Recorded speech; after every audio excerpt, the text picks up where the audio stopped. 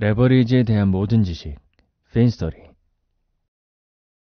핀스토리 숑군입니다. 반갑습니다. 오랜만에 찾아뵙네요. 2023년 대출 쪽에서 가장 큰 이슈를 몰고 올 대출 상품 신생아 특례론 최대 5억 원까지 작년에 출산한 가구에게 파격적인 금리로 대출을 빌려주잖아요. 그거를 신생아 특례 구입자금이나 혹은 신생아 특례 전세자금 대출이라고 하는데, 모집 요건이 지난 12월 말일날 나왔어요. 단톡방이나 블로그 통해서 보셨을 거예요. 그런데 이와 관련한 컨텐츠가 굉장히 많지만 이 PDF 파일을 읽는 수준에서 끝나요. 추가 해설이 없고. 그래서 이거 관련해서 궁금한 것들이 너무 많거든요. 저도 그렇고 옆에 주변에 저한테도 물어보는 사람들도 그렇고 궁금한 것들이 너무 많은데, 이 상품 주관이 국토교통부입니다. 국토교통부에서 주택금융공사나 주택도시금에 하달을 줘서 상품을 판매하게 되는데, 궁금한 것들이 너무 많아서 댓글도 있었고 뭐 여러 가지 경로로 궁금한 것들을 모아서 어떻게 했냐면, 신생아 특례 대출 관련해서 국토부에 직접 물어봤어요. 누가? 저하고 숑군과 주비서라는 인스타 베이스로 활동하시는 인플루언서가 계시거든요. 그래서 저희가 그 댓글 주신 것들을 정리해서 신생아 특례 대출 관련해서 국토부에 직접 물어본 내용을 오늘 말씀을 드리려고 해요. 미공개 자료예요. 국토부에서도 아직 공식적으로 보도자료가 나오지 않은 내용입니다. 굉장히 따끈따끈한 최근 뉴스예요. 자, 어떤 내용이냐면, 제가 물어봤던 거는 1주택자가 기존 집을 매도하고 대환 용도로 대출 받을 수 있냐. 우리가 신생아 특례로는 지금 현재 무주택도 가능하고 1주택이 대출을 바꾸는 거, 기존 대출을 이걸로 바꾸는 걸로 가능하다고 했는데, 그거에 대한 명확한 내용이 없어서 사람마다 말이 달라 다. 그래서 명확히 1주택자가 기존 집을 매도하고 대환으로 받을 수 있냐, 이 부분 물어봤고요. 또 주비서님은 신생아 특례를 받으려면 여러분 혼인신고를 하거나 안 하거나 상관없잖아요. 그죠? 그거는 명확히 나와 있었어요. 혼인신고 안 하고 23년도에 아이를 출생만 한 명 이상 하면 돼. 그러면 혼인신고를 안 하는 경우에 보도자료에 설명이 없지만 여러분들이 많이 물어보는 진짜 궁금한 것들을 국토부에 물어봤습니다. 그 내용들을 정리해서 발표를 드릴게요. 자, 여기서 잠깐 주비서가 누군지 좀 설명을 드려볼게요. 우리 인스타그램 요새 굉장히 많이 하시지 않습니까? 주비서라는 분은 인스타에서 꽤 오랫동안 활동하고 계신 분인데, 인스타 들어가서 검색어 주비서 치면 관련해서 주비서 서울, 주비서 경기도, 주비서 부산, 대구, 인천, 광주, 전라도, 대전, 뭐 전국이 다 나와요. 주비서는 한 명의 인물이에요. 이 한 명의 인물이 각 지자체, 지방의 부동산, 청약이나 뭐 다양한 정보들을 집약해서 인스타에 올려주시는 분이에요. 그래서 이 각각 지방마다 활동하고 계시는데, 주비서가 지금 100만 인플루언서입니다. 구독자 수가 다 100만이에요. 이 100만이면 여러분 굉장히 많은 거잖아요. 저 구독자 몇만?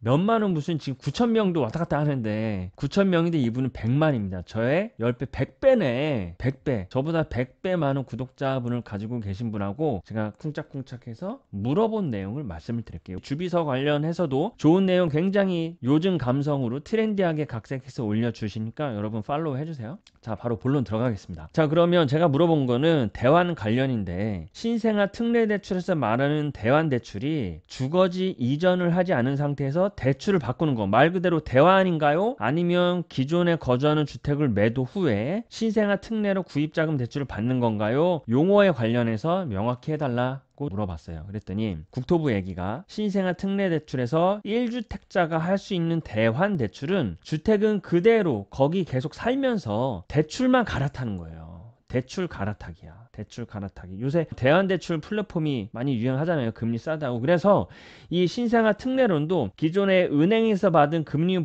높은 시중은행 거를 이 신생아 신특으로 갈아탈 수가 있는 거예요. 이 목적이 1주택자가 대환으로 할 수 있는 거다. 그런데 이 1주택자가 기존 주택을 매도하고 다른 주택을 매수해. 그러면은 신규 대출인 거지. 그래서 대출을 갈아타는 목적도 되고요. 기존 집을 팔고 새로운 집을 사. 그럴 때도 신생아 특례론이 가능하다. 이렇게 좀 정리를 해드릴게요. 자, 그러면 특례보금자리를 내가 받아놓은 게 있어. 이거를 디딤돌을 받고 신생아 특례 구입으로 최종 대환이 가능하느냐, 이것도 물어봤거든요. 그랬더니 특례보금자리를 이미 받아놨어요. 특보가 작년에 유행하면서 금리가 높아요. 프로 후반이었어. 그때 4.5에서 4.9까지 갔었는데, 이 받아놓은 거를 신생아 특례가 1에서 3%니까 이걸로 대환, 오케이, 대환 가능합니다. 그리고 신생아 특례가 아니라 그냥 디딤돌 받아놓은 것도 신생아 특례 대출로 대환이 전부 가능하다. 오케이입니다. 오케이. 그죠? 그런데 우리가 물어본 거는 특례에서 디딤돌에서 신생아로 가능하느냐, 두 차례 걸쳐 대환한 거에 대해서는 아직까지 얘기가 된 건 없어요. 그래서 여러분, 기존에 특보 받은 사람, 그리고 은행 디딤돌 받은 사람, 그리고 시중은행에서 주담대 받은 사람, 이것도 23년 출생을 했으면 신생아 특례로 대환, 대출 갈아타기가 가능하다. 그렇게 정리를 해드리겠습니다. 그리고 또 하나, 신청 횟수. 자, 신생아 특례 전세 대출을 받은 사람이 나중에 신생아 특례 구입도 가능한가요? 원칙적으로 신생아 특례 전세 대출과 특례 구입 자금은 동시에는 불가해. 그렇죠? 동시에는 불가하다. 하지만 신생아 특례 전세 대출에서 구입 자금 대출로 당일 조건부로는 변경이 가능하다. 뭔 얘기냐면, 내가 지금 전세 살아. 근데 신생아 특례로 살아요. 그런데 전세로 살다가 집을 사도 되겠는데? 괜찮은데 가격이? 그러면 이 구입 자금을 신생아 특례로 가능하다. 그러면은 내가 전세 살았던 집에 전세 보증금을 받으면서 전세 대출 상환하는 당일 상환 조건부로는 옮겨 탈 수 있다. 그래서 여러분, 23년 출산하신 분들은 신생아 특례로 전세 살다가 구입자금, 신생아 특례 구입자금 계속 팔 거니까 옮기셔도 돼요. 내 집 마련 그걸로 하셔도 돼요. 자, 그리고 이 신생아 특례 전세와 구입자금은 생애 한 번만 되냐? 아닙니다. 횟수에 제한이 없다. 이거 얼마나 꿀입니까, 여러분? 전세로 샀다가 또 구입도 하고, 가급적이면 구입을 하는 게 좋겠죠. 자, 이제 가장 많이 얘기가 나왔던 혼인신고 관련해서, 혼인신고 안 한 경우에 부부 한 명 중 1주택자고 나머지 한 명은 무주택자일 때 무주택자인 사람 명의로 신생아 특례 구입자금을 받을 수 있을까요? 요 얘기거든요. 이거는 이제 구입하는 상황이에요. 자, 그런데 국토부 답변을 보면은 뭐라고 그랬어요? 진짜 중요해, 이 부분. 혼인신고 여부와 관계가 없어. 여러분, 관계가 없어요. 혼인신고 여부와 관계가 없고 23년에 출생을 아이를 하셨기 때문에 그 대상 자녀의 뭘 기준으로, 여러분? 뭘 기준으로? 가족관계 증명서에 이 아이가 있어요. 우리 아이가. 아이 가족관계 증명서를 띄면은 보통의 경우에는 부모가 다 있다고. 그런데 혼인신고를 안 하면 부모를 다 올릴 필요는 없어요. 그래서 그 얘기를 하는 거야, 국토부에서. 가족관계 증명서를 기준으로 하는데, 예를 들어 만약에 아빠가 1주택이고 엄마가 무주택이야.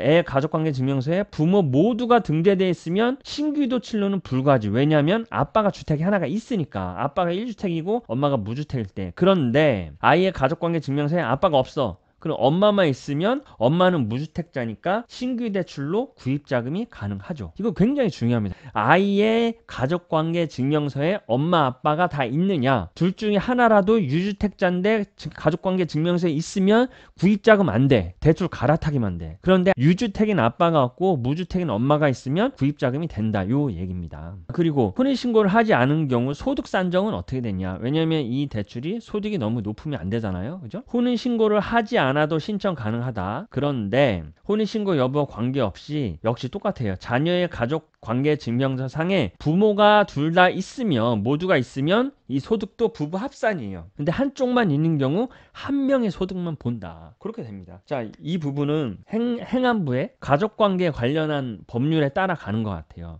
혼인신고를 안 하고 결혼을 했어. 아이를 가졌어. 그러면 아이는 호적을 올려야 되는데 부모, 엄마, 아빠 호적에다 다 올릴 건지, 아니면 아빠는 빼고 엄마에만 올릴 건지, 이게 법적으로 선택이 가능한데, 그 선택이 가능하기 때문에 아이의 가족관계 증명서를 기준으로 한다. 이렇게 정리하시면 되겠습니다. 자, 이것도 굉장히 많이 물어보십니다. 신생아 특례 대출로 대출 받으면 실거주 의무가 있느냐? 이건 여러분 당연히 있어요. 왜? 신생아 특례 대출은 디딤돌 대출의 하위 분류예요. 하위 분류. 그러므로 모든 대출의 아웃라인이 대부분 다 디딤돌 거를 다 가져옵니다. 여기서 대출 금액과 소득만 더 많아졌을 뿐 디딤돌의 하위 분류이기 때문에 신생아 특례 구입자금 대출은 실거주 의무 1년이 필수입니다. 라고 국토부도 얘기하고 있어요. 디딤돌 실거주 요건 주택금융공사 공식자료에 보면은 대출 실행 후 1개월 이내에 채무자는 담보물에 전입하고 1년 동안 실거주의 의무가 있다. 이렇게 정의를 내려주고 있습니다. 자, 이 대출은 언제까지 운영하나요? 여쭤보니까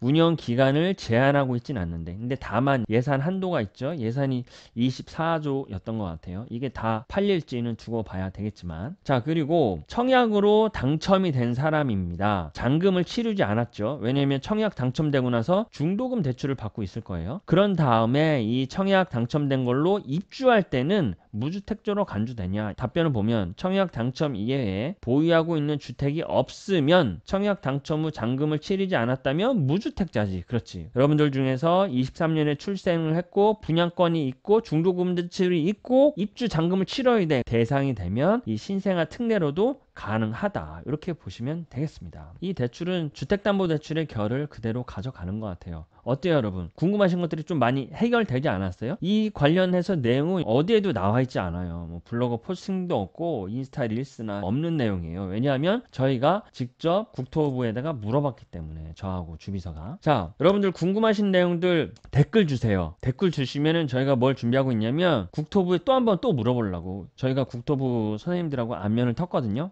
안면을 텄기 때문에 신생아 특례 관련해서 Q&A를 2탄을 좀 준비하도록 하겠습니다. Coming soon. 예, 댓글 주시면 되겠습니다. 자, 주비서라는 플랫폼에서 제가 계속 같이 일을 하고 있는데요. 제가 요새 작년에 외부 강의를 많이 줄이고 다른 활동들을 많이 했었는데 이번에 주비서하고는 같이 강의를 하나 했습니다. VOD로 대출 강의를 했는데요. 어떤 내용이냐면 2024년 대출 관련해서 꼭 알아야 될 필수 전략들을 좀 정리를 해봤어요. 한 1시간 반에서 2시간 정도 되는 분량이고요. 제가 직접 출연을 하고 모두 다 제가 강의했던 내용들이에요. 그래서 두 가지 상품이 있는데 VOD만 판매하고 있는 강의가 있고요. 또 하나는 강의 플러스 1대1 이메일 상담이 있었는데 1대1 상담은 열리자마자 다 솔드아웃이 됐어요. 이거는 다 품절이 됐고 현재는 VOD 강의가 열려있기 때문에 어디서 판매하고 있냐면 구글 들어가시면 주비서 플러스라고 검색을 해보시면 주비서 플랫폼이 나오거든요. 거기에 메인에 딱 걸렸습니다. 강의는 어떤 내용이냐면 사회 초년생분들이 위해서 강의를 좀 전체적으로 구성을 했는데 사회 초년생분들이 월세로 많이 살고 계세요. 강의에서는 실제로 연예인분 사례를 들면서 월세방을 살고 계신 분이었는데 전세대출과 신용대출 낮은 거 받아서 아파트에 살아라. 그런 전략들을 말씀을 드렸고 내 집 마련을 계속 하시는 분들이 계시는데 주택담보대출 준비할 수 있는 여러 가지 꿀팁들 말씀을 드렸고요. 결정적으로 중요한 내 집 마련 대출 예산 짤 때 대출을 활용해서 어떻게 받아야 될지 그런 것들을 말씀을 드렸고 마지막으로 2024년 주목해야 할 대출 내용 신생아 특례론도 포함되어 있고요. 대환대출 플랫폼도 포함이 되어 있습니다. 이 네 가지 파트로 한 1시간 30분 정도 강의를 하게 되고 핵심 내용을 제가 별도로 정리해서 PDF로 제공해 드리거든요. 이런 상품까지 구성되어 있으니까 여러분 주비서 플러스에서 강의 수강해 주시면 좋겠습니다. 자, 이미 수강하신 분들의 내용을 보면은 진짜 쏙쏙 이해가 된다. 제가 강의 경력이 굉장히 많아요, 여러분. 횟수로 5년 됐는데 5년 동안 대출만 가지고 여러분들과 소통하고 있기 때문에 명확하게 전달을 해 드릴 수 있겠고 그리고 강의 들으신 분들 중에서도 씬파일러라고 thin 파일러죠. thin 파일러. 대출을 한 번도 받아보지 않으신 분들도 이 강의를 듣고 굉장히 명확하게 이해를 하셨기 때문에 강의의 퀄리티는 제가 개런티 할 수 있습니다. 단언컨대 이 짧은 강의 90분만 들으면 여러분들 대출 관련한 애매했던 희릿했던 기억들이 명확하게 나오실 거예요. 자, 영상 마무리 할게요. 영상 보시고 추가로 궁금한 것들 댓글 많이 주시면 저희가 국토부에 모아서 한 번 더 물어보도록 하겠습니다. 좋아요, 구독하여 많이 부탁드리겠습니다. 감사합니다.